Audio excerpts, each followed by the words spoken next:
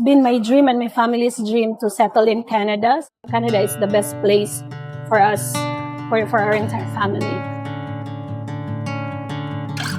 We are now with Miss Richie. She applied last year, February, and left for Canada last December. And now she came back here in the Philippines as an interviewer for one of the facilities from New Brunswick. So, can you tell us how long have you been in Canada?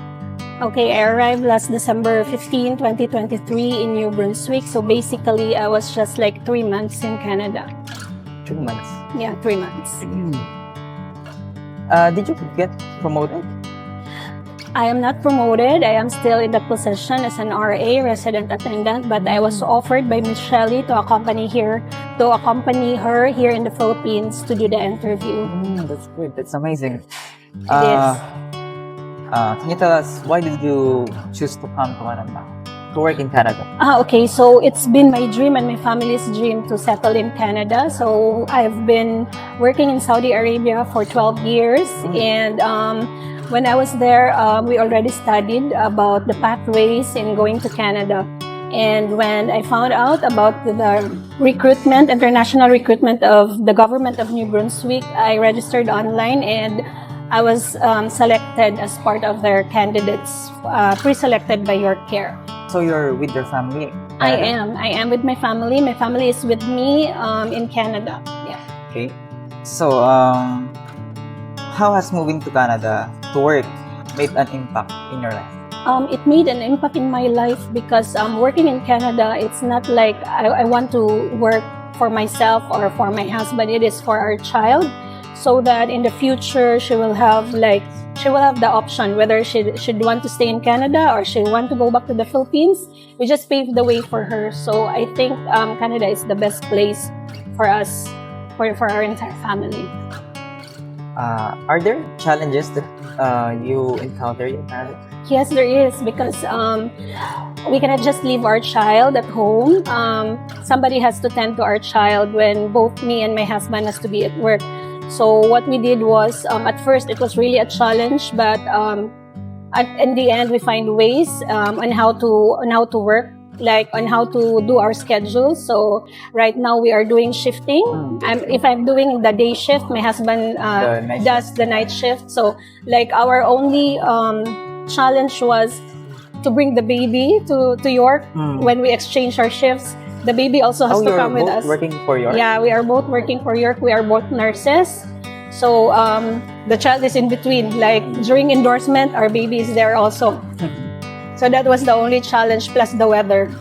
And you don't see each other often? So we only see each other at work. Like, hi, hello, goodbye. Do you have an advice for Filipinos who are interested to work in Canada? Yeah, but let me just go back to the previous question, okay? Because there is really work-life balance in Canada. We do have same off duties, but on regular days when both of us are working, we just see each other during the exchange of shifts with our baby. And your next question was what advice I can give? Yes. Yeah. Always search for pathways that suits your goal, and at the same time search for agencies that are really affiliated with the government of the Philippines, so you get protected, like you don't get fraud or scam. And be prepared. Always research like to which place you are going to move in, how does the community will be, like is it near the school or is it near to in the workplace or in the market. Your basic necessities should be within reach. Always research and figure things here in the Philippines before moving to Canada. Don't just base everything on luck, like, oh, let's just move to Canada and figure things out there. No, you should be prepared here physically, emotionally, mentally, yeah. And you should be financially prepared too.